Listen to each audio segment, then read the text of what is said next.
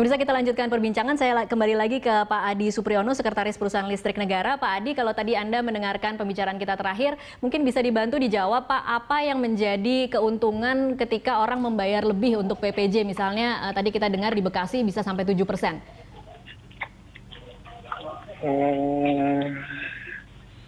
Maksudnya keuntungan untuk siapa nih, Mbak ya?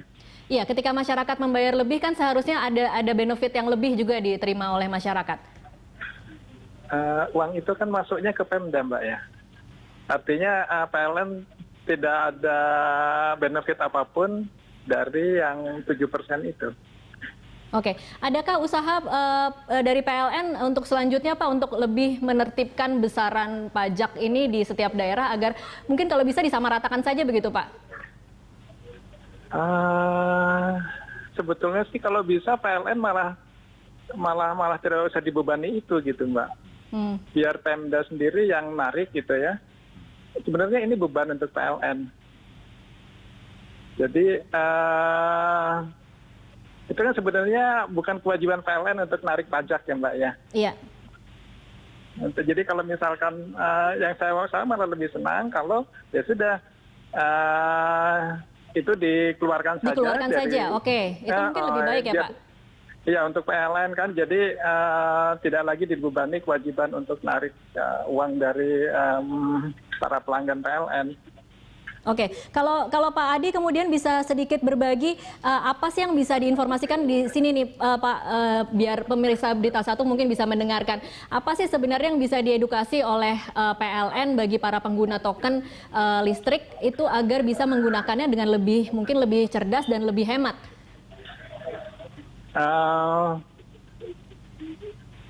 Kalau ingin lebih hemat, tentunya salah satunya tadi kalau beli berulang-ulang kan ada biaya administrasi yang berulang-ulang juga.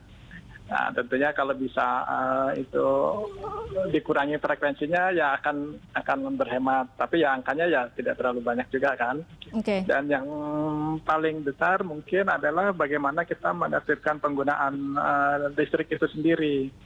Jadi katakanlah kalau memang tidak diperlukan ya tidak usahlah dinyalakan gitu ya peralatan-peralatan listriknya.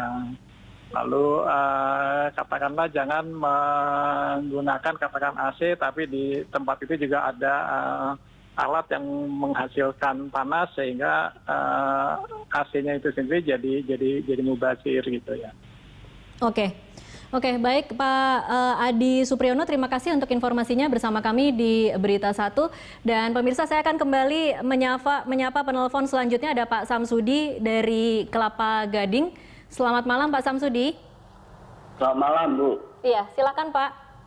Baik, saya mau tujukan buat Pak Adi.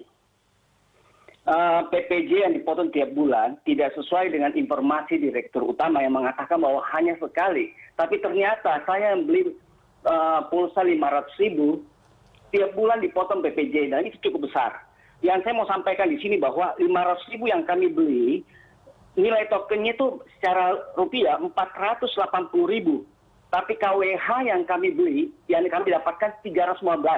Dan sebagai satu catatan, bahwa KWH setiap kami beli voucher atau token ini turun terus setiap kami beli. Berarti mahal sekali. Kalau kita katakan 500.000 kami beli, berarti sekarang 350 berarti 40% terpotong. Nah, yang saya harapkan bahwa Direktur Utama apa yang disampaikan itu perlunya transparansi dan peduli sama masyarakat, tidak membebani masyarakat. Kalau tidak ada transparansi berarti mereka tidak peduli sama masyarakat. Ini yang terjadi. Kita bingung. Tambah terus. Dulu bisa beli 1 bulan misalnya 1 juta, dua kali 500. Sekarang menjadi 3-4 kali. Bayangkan itu. Betapa mahalnya listrik itu.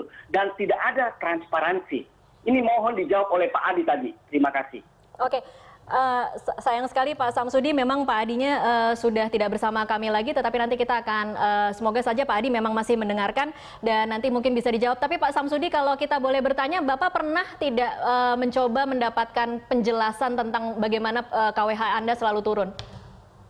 Saya selama ini coba menelan begitu saja, tapi setelah ada kritikan dari Pak Rizal Ramli, ternyata itu sesuatu yang logis dan masyarakat harus kritis. Karena ini benar-benar kalau didiamkan, ini masyarakat dirugikan.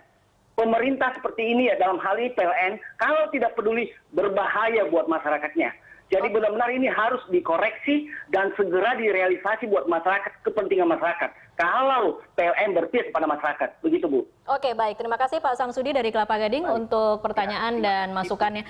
Saya terakhir ke Pak Sudaryatmo untuk memberikan komentar. Kira-kira kalau tadi kita tidak terlalu bisa mendapatkan jawaban yang memuaskan mungkin dari Pak Adi, tetapi apa kira-kira yang jadi PR besar PLN setelah ini? Ya, pertama kalau dari beberapa penanya tadi, konsumen belum teredukasi secara detail tentang mekanisme charging di dalam prabayar itu satu. Kemudian yang kedua adalah soal tarif itu loh. Jadi kalau kita baca token itu kan tidak ada informasi per kWh berapa rupiah. Tapi yang ada adalah kalau kita beli 100 itu lama-lama kok KWH-nya turun. Artinya kan itu berarti naik kan gitu. Kenapa nggak dicantumkan per KWH-nya itu tadi? Ya. Dan terus terang memang kita banyak keluhan dari pelanggan 1.300 karena dulu kan masuk ke YLKI ya, dulu kan banyak konsumen yang ikut program tambah daya gratis zaman Pak Dahlan Iskan. Begitu naik, tarifnya naik terus sementara yang 900 sama 450 itu kan beda tarif per KWH-nya kan besar sekali kan gitu. Padahal konsumen belum lagi ada konsumen yang dari awal itu nggak menghendaki 1.300. Saya butuhnya 900, tapi sama PLN dikasih 1.300 plus prabayar.